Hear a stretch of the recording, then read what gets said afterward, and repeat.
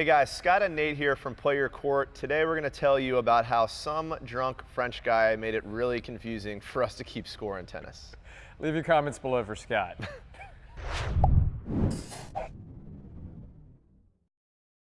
So if you're new to the sport of tennis and you've ever watched it on TV, you might say scoring is pretty confusing. And the reason for this, Nate, actually is because back in the 12th century, there was this drunk French guy that came up with scoring. Is that factual? That's factual information. You found that in a book somewhere. Found that in a book somewhere. Maybe not so much that he was drunk. That's more an assumption that we're making. But the bottom line is the sport of tennis has changed a ton, obviously, since the 12th century. But the scoring has actually stood the test of time. Did you know that tennis was actually originally a version of handball? I did not know that. So, yeah, fun fact. Tennis actually a version of handball. Scoring since the 12th century has not changed. Obviously, the sport has. We've added rackets. We're playing a much different sport than it looked like back then. But the scoring has stood the test of time. And if you're not familiar with tennis scoring, the very first thing that we want to talk about is sets. So if you're watching tennis on TV, Wimbledon, US Open, any of the Grand Slams, you're going to notice the pros play 3 out of 5 sets. But for us mere mortals, especially Nate, we only play 2 out of 3 sets. I prefer the 4-game format. That's just me. All right, so when you're talking about playing 2 out of 3 sets, which is what, unless you're playing in Wimbledon tomorrow, you're usually going to be dealing with, a good analogy is rock, paper, scissors. Why do we play 2 out of 3 sets? Very similar to when Nate and I play rock, paper, scissors. We want to see who's actually the better rock, paper, scissors player, and one set or one game clearly couldn't define who the true winner is, right? Do we play? We've played rock, so paper, scissors? On Friday night, when Nate and I get together and rage and play rock, paper, scissors. All right, so we now know you need to win 2 sets to win a match, but how do you actually win a set? What is a set? So a set is actually comprised of 6 games, and it's first to win 6 games by a margin of 2 or greater. So for example, I could win a set 6-1, 6-2, 6-3, 6-4, 6-5? No, Nate, actually you can't win a set 6-5 because as we said, it's win by a margin of 2. And we're going to talk about what happens when you get to 6-5 and the 7-5 and the 6-4 later in this video. But I think the actual scoring inside of the game is where most people get really confused. So we're going to cover that first. Each game is first to win 4 points by a margin of 2 or more. And probably because this same drunk French guy was getting drunker, instead of saying 1, 2, and 3, we say 15, 30, and 45. And again, we wish that's how it was, but unfortunately, our good French buddy made it 15, 30, and 40. So instead of it doesn't make a lot of sense, which is why we're creating a video here, because this stuff's complicated, right? So you're playing first to win 4 points. When you win 1 point, it's called 15. When you win 2 points, it's called 30. And when you win 3 points, it's called 40. So let me get this straight. So I have to play 40 points in order to get 3 points? No. That's just the replacement for how you're going to say 3. Look, I didn't design the scoring. I know it's weird. 1 is 15, 2 is 30, 3 is 40. And to make matters worse, because apparently this gentleman also had no success with the ladies, 0 in tennis is actually called love. So when you start the match out, when you both have 0, you're going to say love, love, or love all. Because he was a 0. He was, yeah, apparently he was a 0. Poor guy. So if you're not completely confused already, there's one more extra piece here just to make sure your head is completely spinning, and that is that instead of saying 3 all, we actually say deuce, all right? So 15, 30, 40, but when we get to 40 all or 3 all, we're going to call that score deuce. But so next point wins, right? No. And here's where things, if you watch on TV and you're not actually familiar with how to keep score in tennis, this might be confusing. But what's actually happening here is pretty simple. When you get to deuce, you're trying to play win by 2, all right? So the score is deuce or 40 all or 3 all. All we're really saying here is you've got to win by 2 now. So we're going to alternate back and forth until somebody wins 2 points in a row. And could this go on like infinitely? This could go on forever. I know. Gosh, it's so confusing. I know. I'm not following. I know, it's tough. All right, so when you're watching tennis on TV, if you're not sure, you're starting, you hear deuce, everything sounds normal, right? It's 15, 30, you figured out that 40 makes sense. And then all of a sudden the guy says deuce, and advantage in, and advantage out. And you're probably wondering what the heck's going on. All this really means, advantage in is the server has won 1 point. So at deuce, if I'm serving and I win the point, it's advantage in or add in. And if the returner wins a point at deuce, it's advantage out or add out, right? Not so confusing, kind of makes pretty good sense. So like internal, add in, internal, that would be me. Exactly. So add inwards or add outwards is kind of an easy way to remember this. All right, so look, we know this is confusing. This is why we created this video for you. We'd like to slow down and kind of walk you through exactly how to keep score in a game here, but there's two major things that you need to understand first that I think are gonna make this a lot easier. The very first is that the server is typically gonna call their score out first, but even if not, no matter who calls the score, you're always gonna say the server's score first. So for example, if Nate and I are playing and I'm serving and I win the first point, the score is 15-love.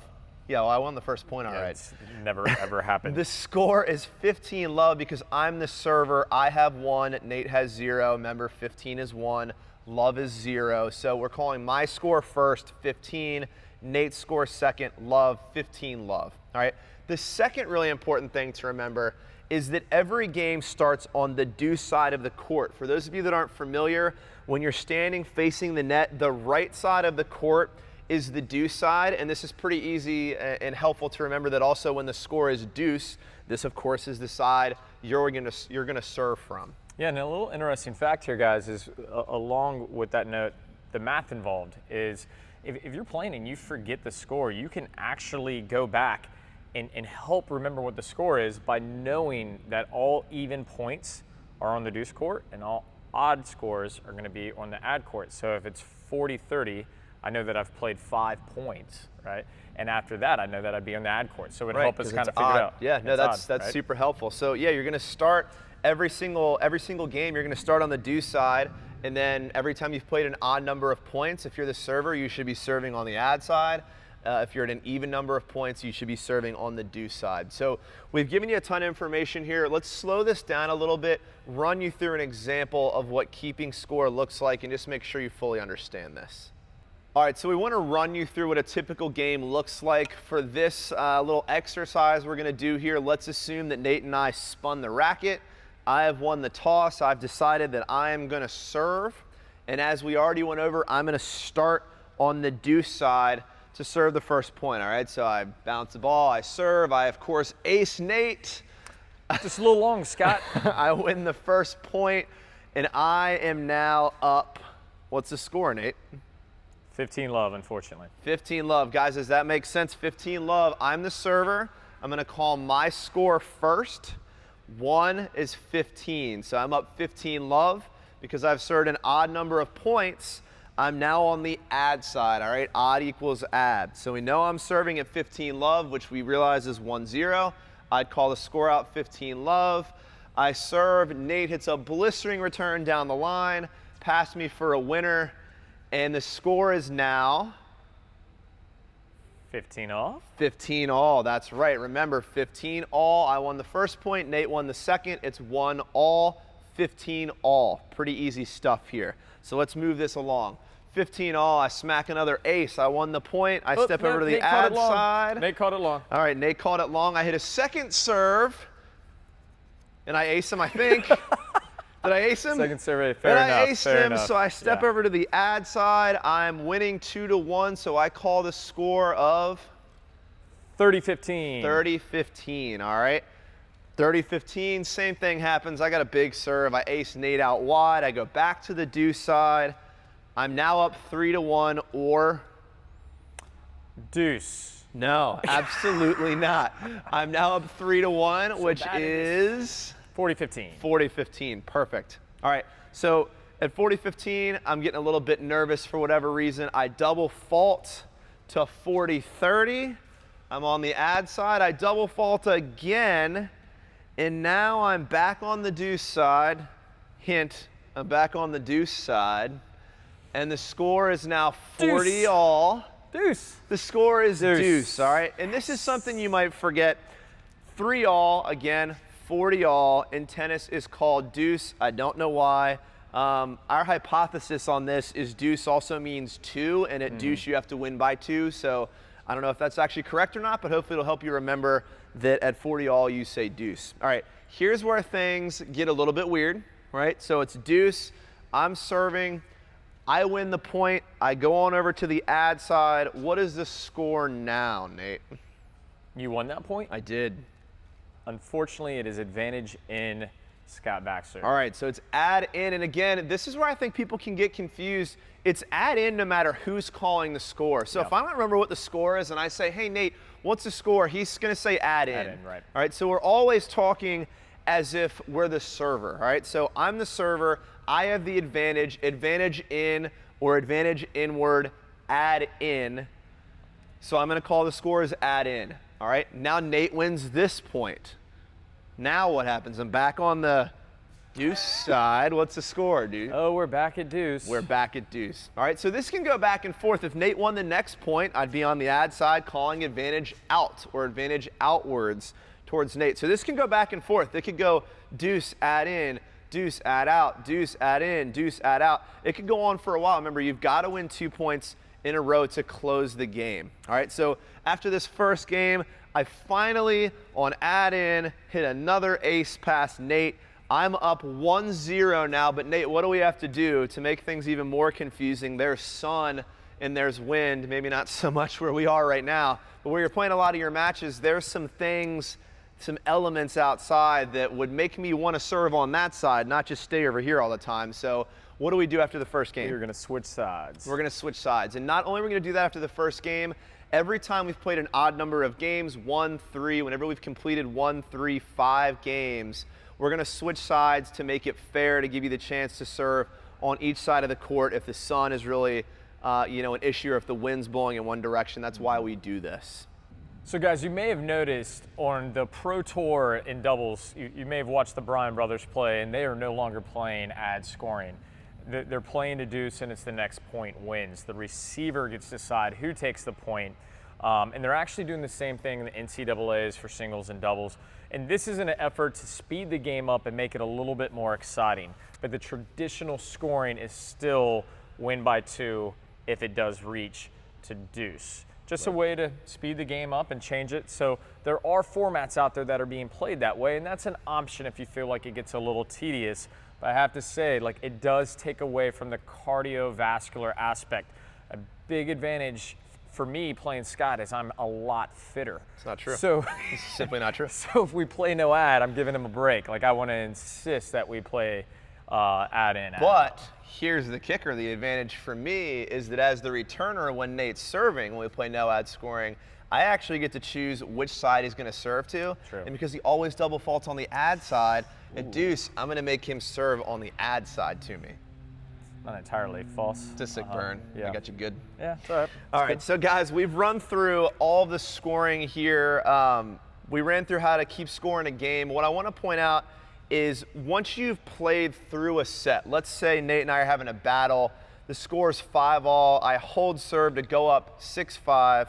I guess it would be 5-6 because now it's Nate's serve. So if I win that next game, then I win the set 7-5. But again, you've got to win. It's first to win 6 games, win by 2, 7-5 being the exception. If we get to 6-all, we're going to play something called a tiebreaker. I know you're thinking, oh my gosh, you can't possibly make this any more complicated, but yes, we can. Yes, we can. Yes, we can. But a tiebreaker is actually fairly simple. It's the first to win 7 points with a margin of 2 or greater. And to keep things fair, I think you probably already understand that it's an advantage to serve in tennis. So to keep things fair, the person who just returns serve, so let's say Nate's serving at 5-6 and he holds serve for us to go to 6-all. I was the one returning that game. I'm going to start the tiebreaker. I will serve the first point of the tiebreaker. After that, Nate will serve 2, I'll serve 2, so on and so forth. And the reason we do this is because when it's win by 2, it'll be pretty unfair for me to serve first, ace you twice, go up 2-0. Eventually, I'm going to beat you 7-5, even if we win, all of our service points. So the reason that server only gets 1 serve to start is to create, an even balance so you don't have an unfair advantage. All right, a couple other things to think about with tiebreakers. You're gonna switch every 6 points, and there is actually a new thing called the Komen tiebreaker out there. Nate, do you wanna explain this? I know, guys, this is a lot of information here. The way we grew up, it was definitely every 6 points you switch sides. For the same reason, there's sun, there's wind, you wanna play, you know, a similar amount of points on each side. They actually improved the way the tiebreaker, I guess, is built in the last couple years with something called the Komen tiebreaker. Nate, tell us, how does that thing work? Yeah, so the Komen tiebreaker is essentially the same as the traditional tiebreaker, but instead of switching at every 6, it's gonna be a little different in the beginning. After the very first point, you're gonna switch immediately. And guys, we're only, just to interrupt, because I'm rude and that's what I do, we're only talking about switching sides here. The serving, everything else stays the same. In the Komen tiebreaker, they just figured out, hey, there's this weird pattern of switching sides at a different time to make it more fair with the wind and the sun. So yeah, right, Nate, we're gonna switch after the first point. We're not gonna wait 6 full points. We're gonna switch after the first point. And then we're gonna go every 4, right? Every 4 so after that. it is a little bit tough, but yeah, you switch immediately after the first point, and then from there, it's every 4. And that's really just, it serves more of an advantage in doubles. So it's not totally necessary. We still play the traditional tiebreaker of switching at 6. We grew up on it, so it makes sense to us. But worth noting, because you may be in a tournament and or playing a lot of leagues use this, so you might need to know what this is all about. And also along those same lines, some leagues will play a 3rd set tiebreaker instead of a full 3rd set. In lieu of the 3rd, yeah. Right, so we've talked about, you know, how you're gonna play a 2 out of 3 set match. If we win, you know, let's say I win the first set, Nate wins the second set. In some leagues, instead of us playing a full, you know, 1st to 6 game set for the 3rd set, they're gonna have us play what's called a 10-point tiebreaker. Exactly the same as your traditional 7-point tiebreaker. The only difference is you played a 10. So, you know, if you're using Komen, you're gonna switch after the first point in every 4. If you're using traditional, which is what we're more used to, you're switching every 6 points. But everything else stays the same. You're still serving, you know, the first person 1 point, and then alternating 2 points. So guys, I know there's a ton going on here. Keeping score in tennis, there's a lot. Maybe, you know, watch this video a couple times, check out a couple matches on TV and see if you can follow along. I think sort of putting the TV on mute and seeing if you can get the score right is a pretty good way to sort of figure out if you've mastered this stuff. So do that, watch this video again. If you have any questions on scoring, you know, comment below. We'll be happy to help. There's a lot going on. And at the end of the day, guys, too, you can always, if this is super complicated or you're teaching it to a kid, just do the four-point scoring and do no ad, right, until you really get this. But we want you out there playing, and then as you get it, you can start calling the score as it was meant to be by a drunk French man. That's right. Yeah, thanks, drunk French man, for making this so complicated. Awesome.